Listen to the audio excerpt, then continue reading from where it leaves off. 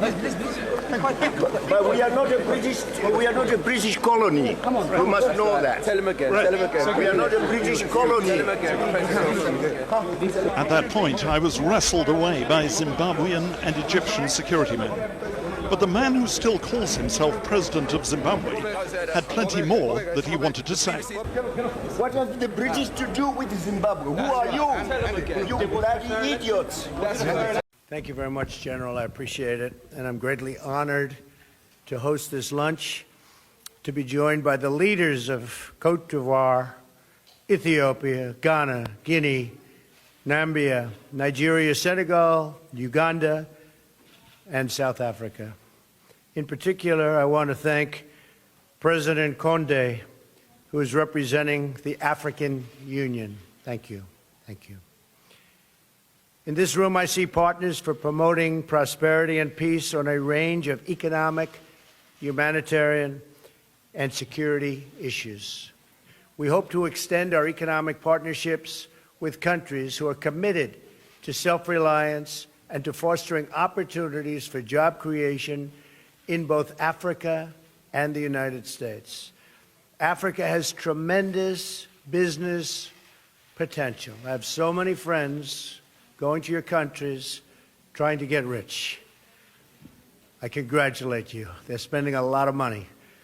But it has a tremendous business potential and representing huge amounts of different markets, and for American firms, it's really become a place that they have to go, that they want to go. 6 of the world's 10 fastest growing economies are in Africa. Increasing American trade and investment across diverse industries, including agriculture, energy, transportation, healthcare, travel, and tourism, will further transform lives throughout the continent. Secretary Tillerson and the U.S. Millennium Challenge Corporation are already considering an investment worth hundreds of millions of dollars in Cote d'Ivoire, which has made impressive economic reforms, really done a tremendous job. We also hope that African firms like the company Sasol consider making investments in the United States. Sasol, as an example, is building a $9 billion petrochemical plant in Louisiana, which will bring new jobs to the state, and really hardworking Americans will be manning those jobs. But we cannot have prosperity if we're not healthy. We will continue our partnership on critical health initiatives. Uganda has made incredible strides in the battle against HIV/AIDS. In Guinea and Nigeria, you fought a horrifying Ebola outbreak. Nambia's health system is increasingly self-sufficient. My Secretary of Health and Human Services will be traveling to Africa to promote our global health security agenda. Yet we know that our prosperity depends, above all, on peace. The United States will partner with the countries and organizations like the African Union that lead successful efforts to end violence, to prevent the spread of terrorism, and to respond to humanitarian crises.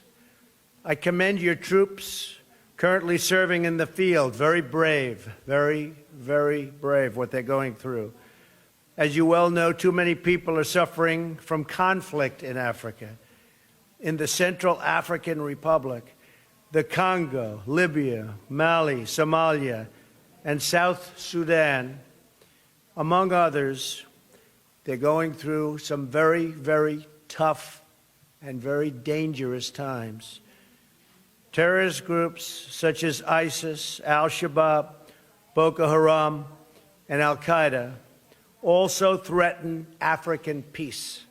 The United States is proud to work with you to eradicate terrorist safe havens, to cut off their finances, and to discredit their depraved ideology. And a number of you have told me, actually last night, that we've been doing a very good job over the last 6 or 7 months in particular. We're closely monitoring and deeply disturbed by the ongoing violence in South Sudan and in the Congo. Millions of lives are at risk, and we continue to provide humanitarian assistance. But real results in halting this catastrophe will require an African-led peace process and the really sincere commitment of all parties involved.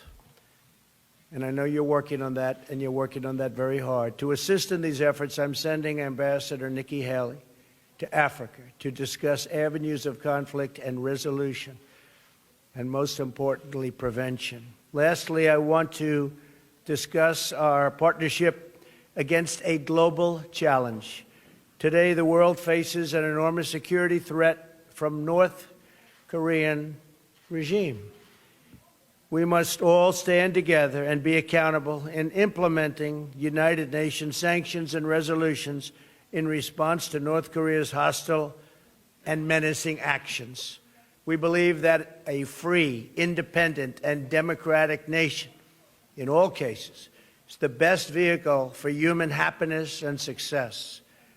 Thank you for joining me for this critical discussion of the challenges and the opportunities facing our nations.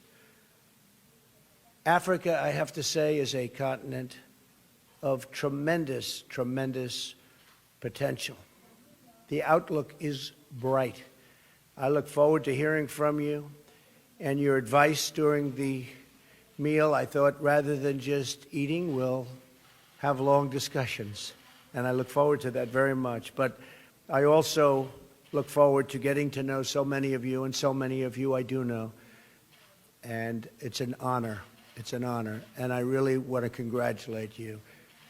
Growing very fast, economically and in every other way. You've done a terrific job. You've had some tremendous obstacles placed in your path, but you have done really an absolutely incredible job. So I want to thank you, and I look forward to our discussion. Thank you. Thank you all very much.